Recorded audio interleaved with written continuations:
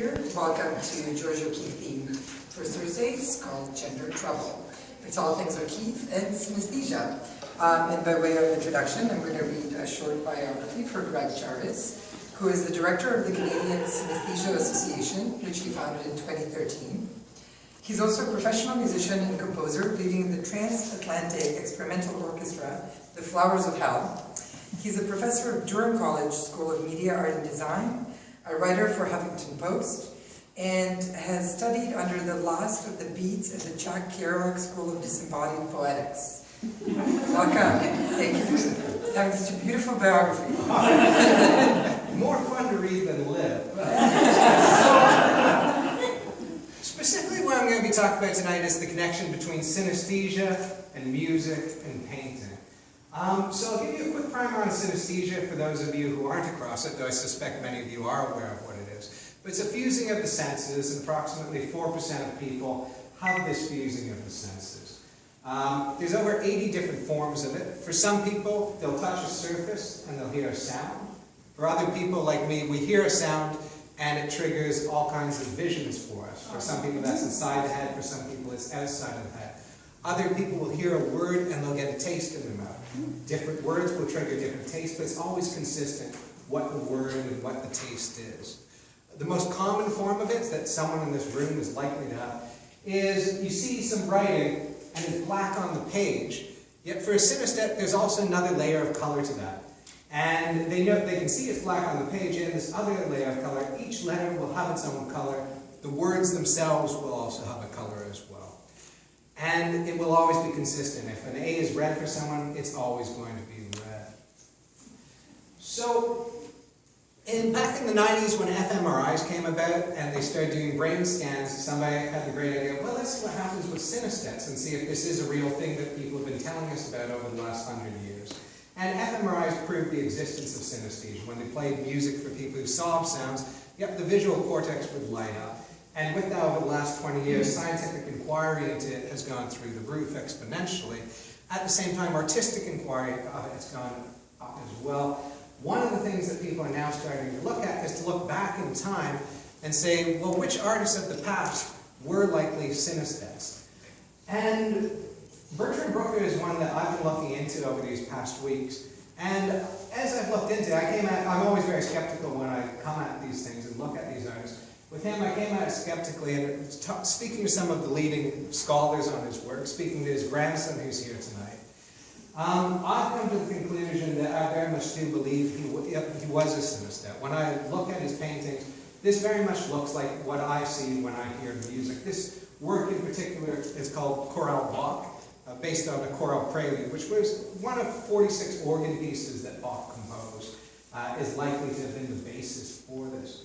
When you look at some of his other works that have music-related titles, such as Fugue here, you're going to find that these sorts of forms are very consistent in art done by synesthetes. You'll see this exact sort of thing.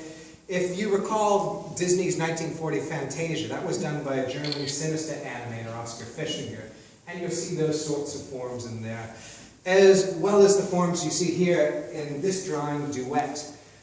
For me, it's very clearly voice and violin. I see sounds whenever I hear music, it looks like that.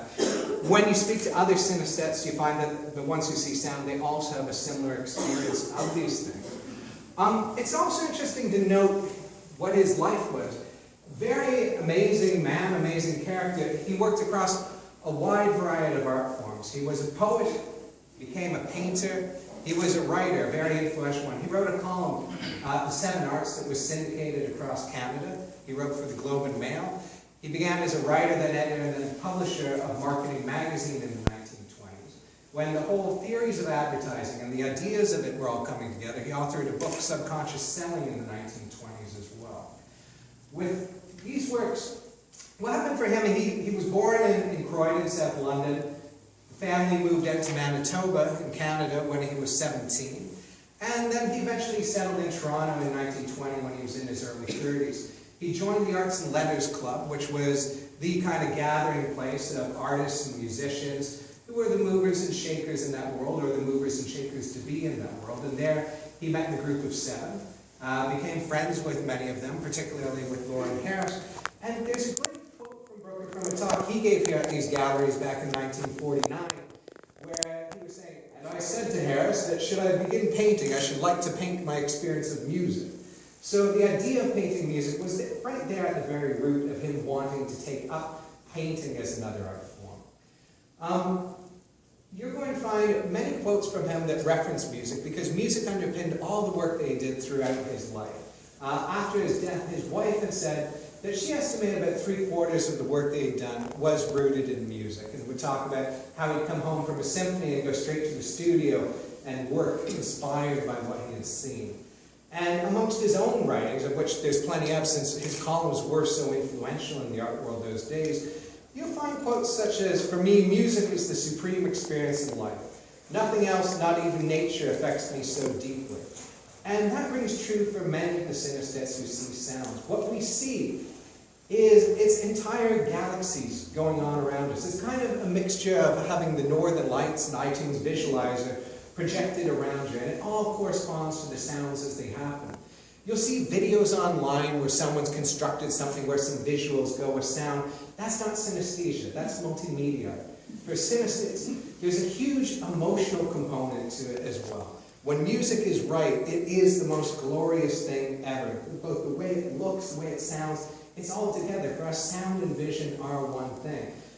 For me, as someone who sees sound, I've got to say that there is nothing in any art gallery that comes even this close to what music looks like in the synesthetic experience of it. So when we see these sort of videos online, we're like, okay, that gives people a little idea of what it might be, the abstraction of what we see, but it's not at all anything the immersive experience that it is for us when music goes on. There were many of his contemporaries who also painted music. Kandinsky had really put the idea out there with concerning the spiritual in art.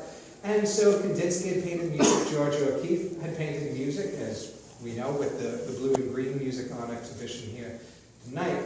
And Paul Klee as well, one of the questions that rises up is, okay, well, this is a pretty different experience. If people were thinking their way to painting music, compared to trying to capture what they see and bring it down to the canvas. And in the early 20th century, you got to realize what was happening in the art world from America over to Russia was this idea of bringing metaphysics and spirituality together and bring all of the different arts together into one cataclysmic thing where words and image and sound would all melt away into a lift off into a fourth dimension. Yet for synesthetes, that fourth dimension is already present around us. For those in those times, and it's really only been since the 90s and into the 2000s that synesthetes have been able to meet each other and talk to each other and be put together with each other. And with that, we've developed more vocabulary for how to talk about these things.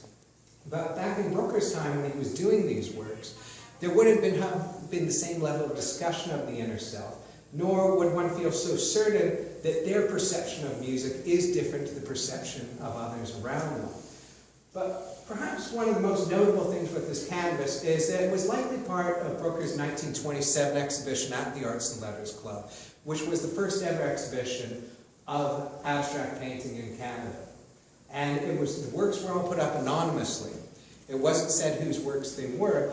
And there's a great quote of one of the people who'd been walking through the exhibition, who was a member of the club, and he looked at all the works and seen the musical titles on them, and it was, my God, I know who did this. It must have been Brooker. It's all about music, as was Brooker.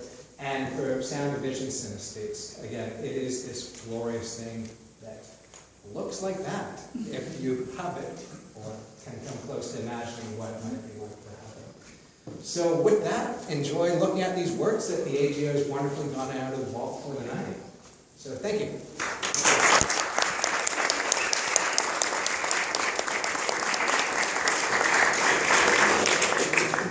And I'll be around for a little if you have any questions about synesthesia. Otherwise, if you are a synesthete and want to meet other synesthetes, if you look up the Canadian Synesthesia Association online, you'll be able to track us on that.